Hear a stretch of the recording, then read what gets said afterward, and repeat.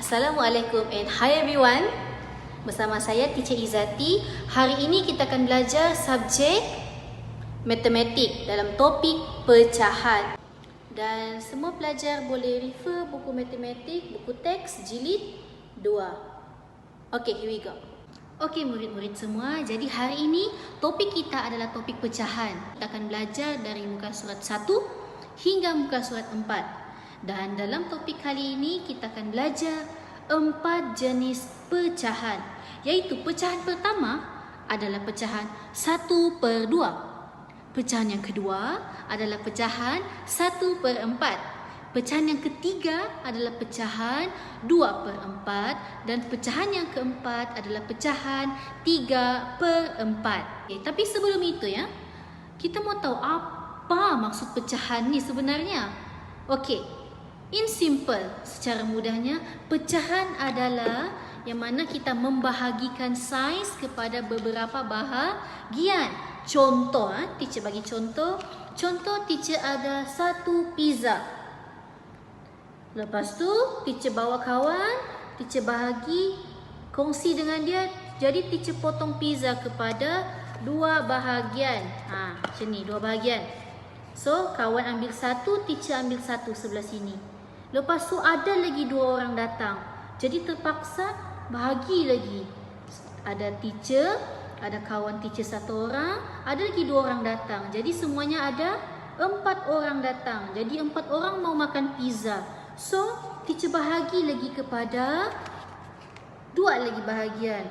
Jadi kalau kita lipat pizza tu, seorang akan dapat saiz macam begini daripada saiz yang besar. Terbalik sudah. Macam ni. Jadi, ini adalah konsep pecahan.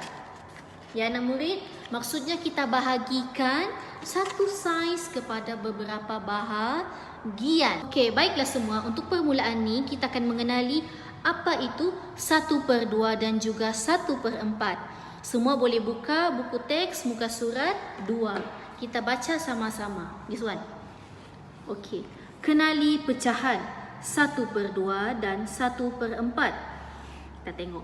Aileen dia letak separuh strawberry dan separuh kayak. Ini waffle Aileen. Waffle ni dia potong 2. Separuh strawberry, separuh kayak. Dan untuk pengetahuan, separuh bermaksud dengan setengah, sama maksud. Kita baca di bawah ni pula. Okey. Satu daripada 2 bahagian yang sama besar. Key point dia sama besar ialah 1/2. Maksudnya di sini adalah, for example, teacher satu pizza. Teacher bahagi kepada 2 bahagian. Okey, setengah, separuh.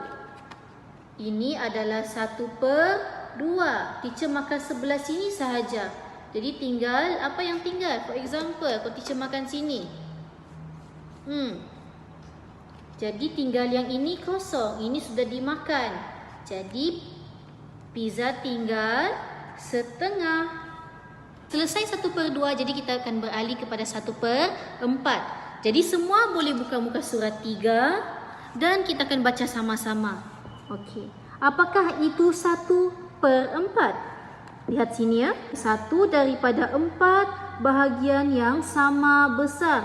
Contohnya, waffle ini dibahagi kepada 4 bahagian. Dan kita ambil 1 saja. Jadi itulah disilakan sebagai 1/4. Contoh, 1 bulatan, potong 4 bahagian, kita ambil 1 sahaja. Jadi kita akan ambil 1 daripada 4 bahagian. Jom baca di sini. Setiap bahagian ialah 1/4 atau dikenali sebagai suku. Jadi kalau kamu panggil suku pun boleh, 1/4 pun boleh, bah. Jadi kita akan teruskan dengan 2/4 dan juga 3/4. Jadi tengok muka surat 4 dan kita akan baca sama-sama. Setiap bahagian yang sama besar, dia punya key point ya. Okey, kita tengok apa itu maksud 1/4 tadi. Adalah 1 daripada 4 bahagian yang sama besar. Contohnya pinggan ini digaris, dibagi pada 4 bahagian dan diambil warna biru ini sahaja. Jadi kita akan panggil 1 biru daripada 4 bahagian pinggan. Tengok yang ini pula. Okey, box yang kedua, 2 daripada 4 bahagian. 2 daripada 4 bahagian ini 1, 2, 3, 4. Jadi kita akan panggil sebagai 2/4. Maksudnya 2 bahagian daripada 4 potongan ini. Okey, dan yang last sekali adalah 3 daripada 4 bahagian. Tengok pinggan ini. Yang kita gunakan 1, 2, 3 sahaja daripada 4 semuanya. Jadi itu kita panggil sebagai 3/4. Okey. So far boleh? Okey, baiklah. Sebagai fakta bonus untuk pengetahuan semua, 1/2 adalah sama dengan 2/4. Tapi kenapa? Okey, jom kita tengok. Ini adalah 1/2 dan ini adalah 2/4. Cuba tengok, sama ke tidak pembahagian dia?